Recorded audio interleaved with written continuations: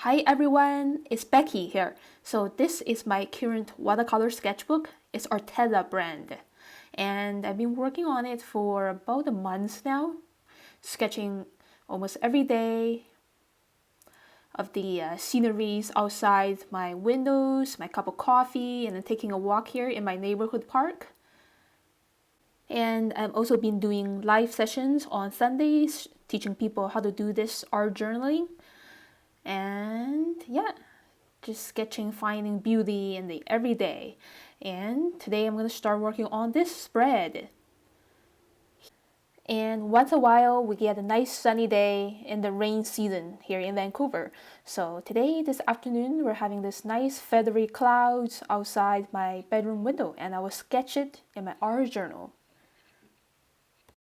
Okay, so before I put pen line on paper, I kind of visualize the size and placement.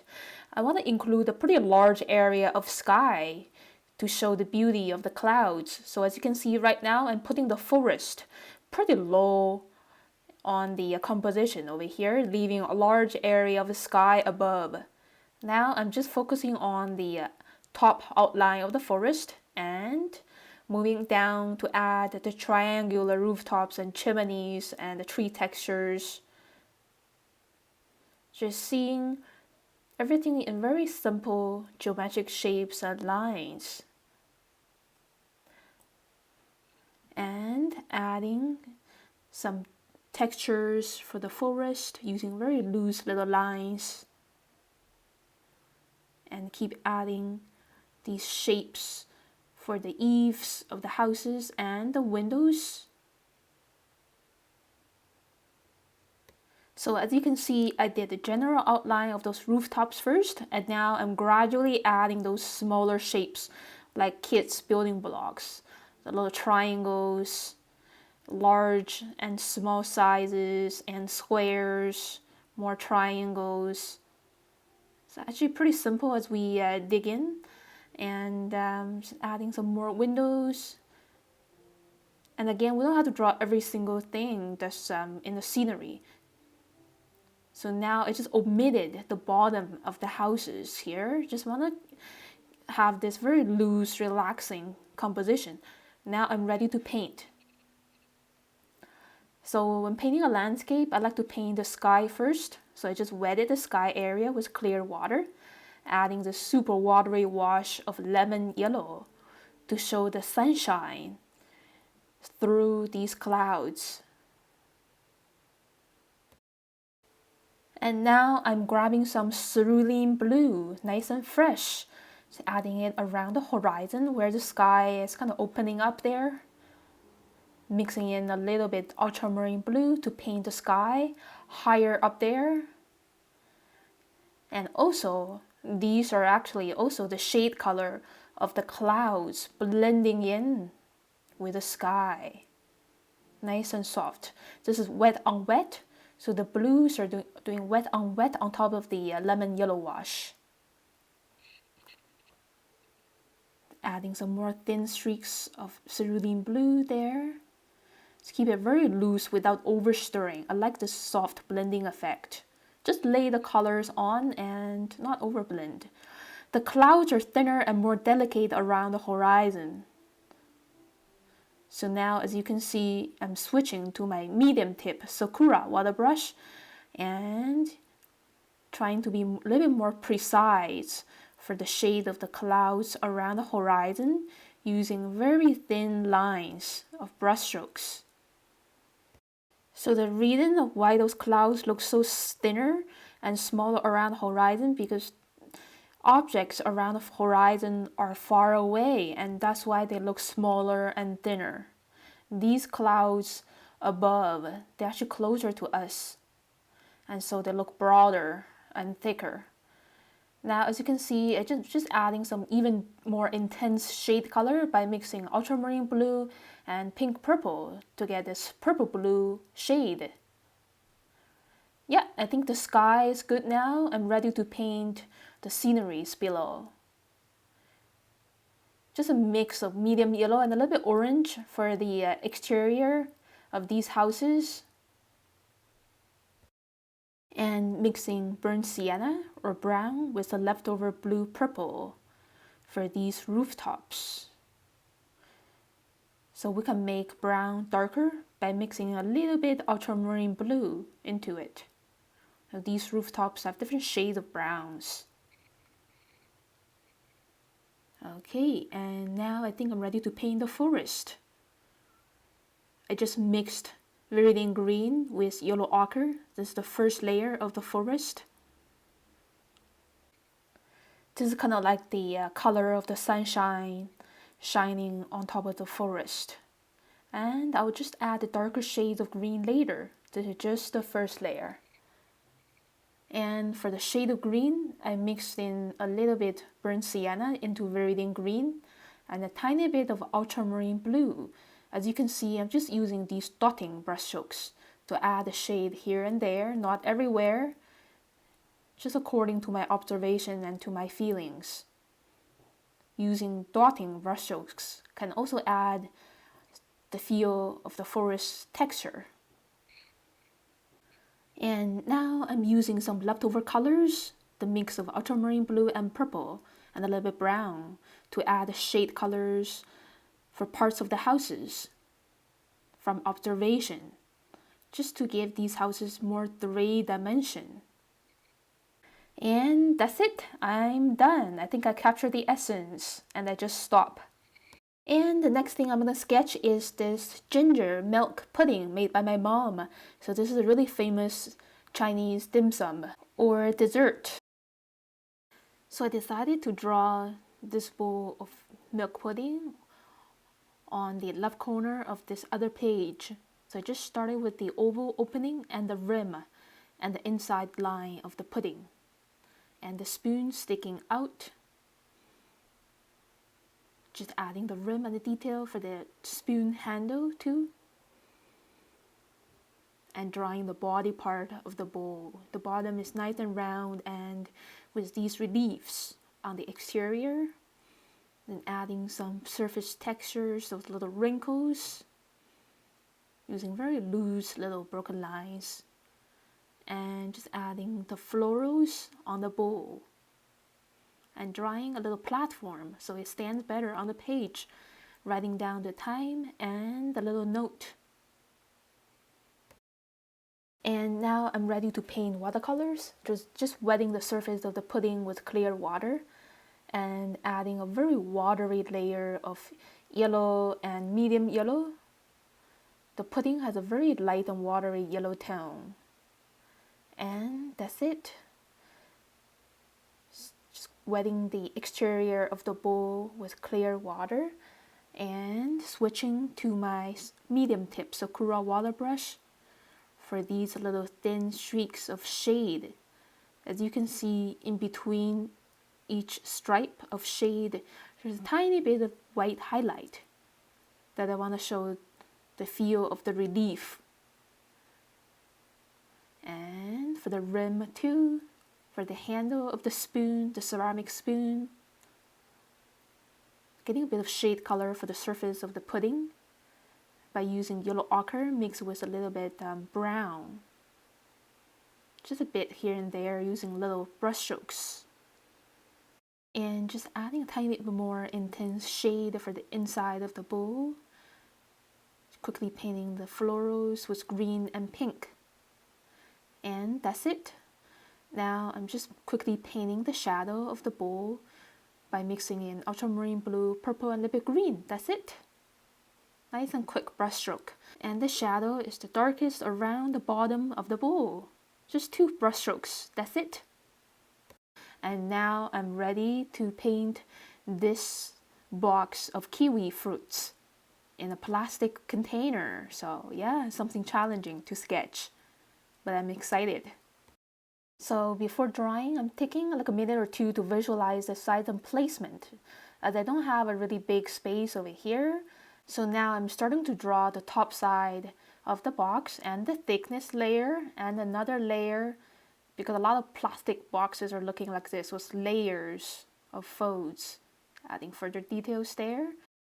Okay, now it's very important line over here. This is in real-time speed. this is the line on the back of the box and parallel to the line above it, curving around parallel to this line above it. This gives 3 dimension to the box, very important. And now I'm just adding these textures on the plastic box and the label on top. Very quickly drawing those label details, like words and images. And because the words, a lot of them are very small, I'm just using very quick squiggly lines to show the definition of words. And just drawing these holes on top of the box for the fruits to breathe. And now I'm starting to draw the kiwis inside. They can be distorted and some parts are even invisible because the plastic can be so shiny and it's very hard to tell the exact form of the things inside. So don't worry if you get a little bit blurry. Just draw as much as you see and as you feel. Yeah, lots of overlappings of oval shapes too. Adding some final bits of plastic texture. And now I'm ready to paint watercolors again. So just wetting the whole box area with clear water, just a bit, not too wet. Painting the kiwis first with burnt sienna mixed with a little bit yellow ochre. As you can see, I'm leaving little spots of white to show not the shine of kiwi, but the shine of the plastic box. And now I'm just grabbing some ultramarine blue to paint the plastic. As you can see, I'm kind of like jumping the brush around and leaving some spots to show the bright spots of plastic. And now just painting the bright colored sticker there on top. And now I just switch to my medium tip Sakura brush and mixing ultramarine blue and burnt sienna together and much less water. So now this dark brown is more intense to paint the second layer for the kiwis.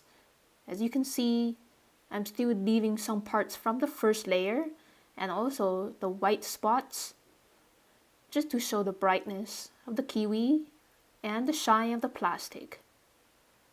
Just mixing in more ultramarine blue to control the intensity of the brown.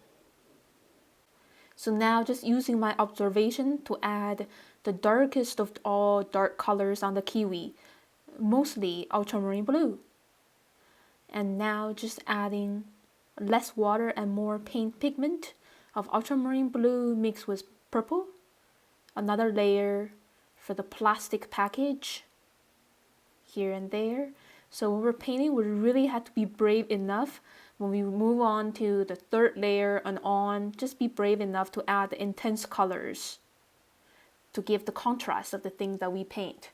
And now I'm gonna paint a pink brown platform just so this box of kiwi stands better on the page. Mix in a bit of ultramarine blue to create the shadow. Nice and loose. Yeah, and last bit of final polish and that's it. And the next thing I'm gonna sketch is my afternoon coffee and a slice of creamy cake roll. And I'm gonna put the cup and the bowl of cake roll right here on the upper corner, kind of visualizing first. And now I'm ready to draw. The opening of the cup is an oval. And the handle, the bottom is nice and round. Now I'm drawing the rim of the cup and the inner line of the coffee. The shape of the handle, nice and round. And the thickness of the handle. And now just drawing these cute bunnykins using very quick and loose lines because I know I don't need to be the same as what's on the cup. And now I'm drawing the opening of the bowl and the bottom, adding the side folds and the outline of the cake roll. Just follow what I see because these shapes are pretty unusual to what we think. And the cake rolls inside details.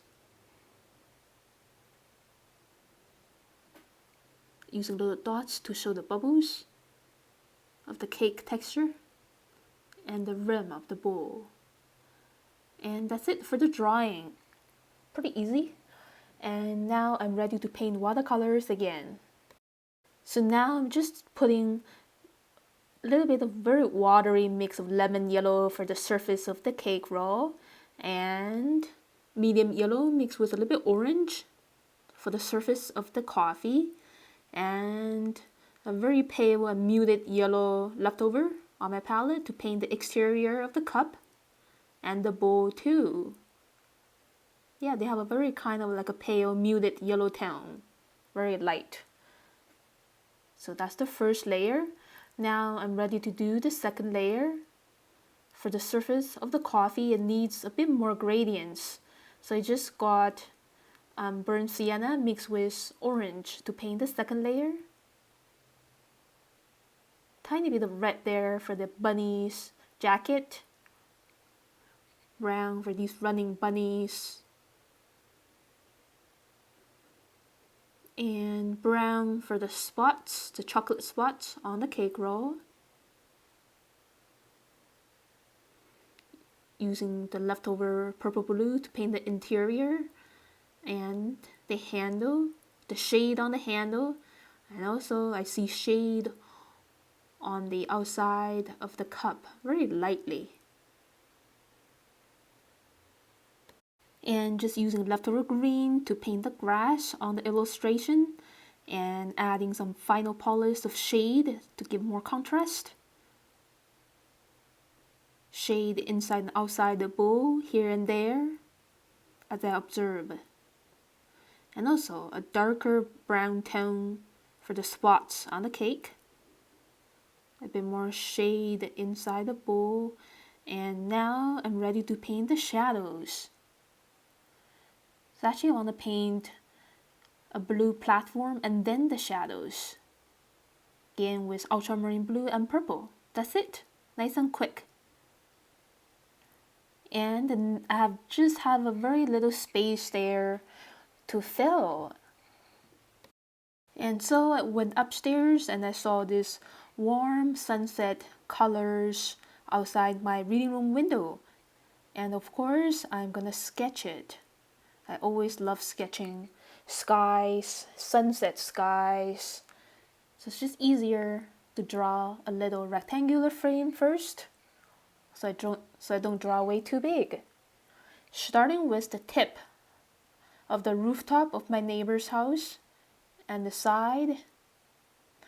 This is a pretty important little foreground element to give a sense of depth and distance in this little landscape sketch. And now I'm starting to connect the forest, the top of the forest around midway of the top floor. Starting to add these abstract shapes of rooftops and house structures underneath the forest. Drawing very quickly. So I'm actually kind of giving myself a limited time to finish this sketch in 10 to 15 minutes because the sunset sky is fading away really fast. So when I'm drawing really fast, I barely look at the paper and start judging myself because I don't have until forever to finish it. I'm just doing all my best within the 15-minute time limit. I'm very, very happy with the results. So I just drew those little cars parked on underneath on the street, and then the lamps and some more house structures. Using very vague lines. We don't need to show exactly what those things are when we're drawing very small or when we're drawing things far away. Just drawing these branches and twigs of the maple trees. So these trees are actually pretty good middle ground elements. So now I roughly have 3 layers. The front layer is my neighbor's house. On the side, the middle layer are these trees, and the back layer are the houses and the forest. So pretty nice sense of space and dimension here. And now I'm ready to paint watercolors. As always, sky first. Just wet the sky first with water, grabbing some pink, very watery, and orange stripes, thin and thick here and there. Okay, and here comes cerulean blue. Very much diluted too, because the evening sky often looks pretty soft, pastel colors. Okay, and now I think I'm ready to paint the forest. Just grabbing some viridian green with yellow ochre for the first layer, painting very loosely, skipping around those houses, merging with the forest. And second layer white on wet, mix burnt sienna with viridian green to get this darker tone of green. Putting some leftover gray shade here and there for the houses. And using the leftover colors of gray to paint the street. And paint the house on the side. Keep it really easy with just 1 or 2 layers. Just need more accentuation for the forest there. Just mix some more burnt sienna into the green to make the green even darker. Some final polish there, and that's it. And here's the look of my finished art journal spread. So thank you so much for watching my video. If you like my video, please click like and leave me a comment below. Subscribe to my channel for weekly updates, and I will see you again very soon. And by the way, there's still time to sign up for my February sketch togethers on Sundays. So yeah, so it's $20 for 4 sessions in February. Very valuable learning experience with me in a live setting on Zoom. So the link to sign up is somewhere around the upper right hand corner, or you can also click the link in the description part of this video.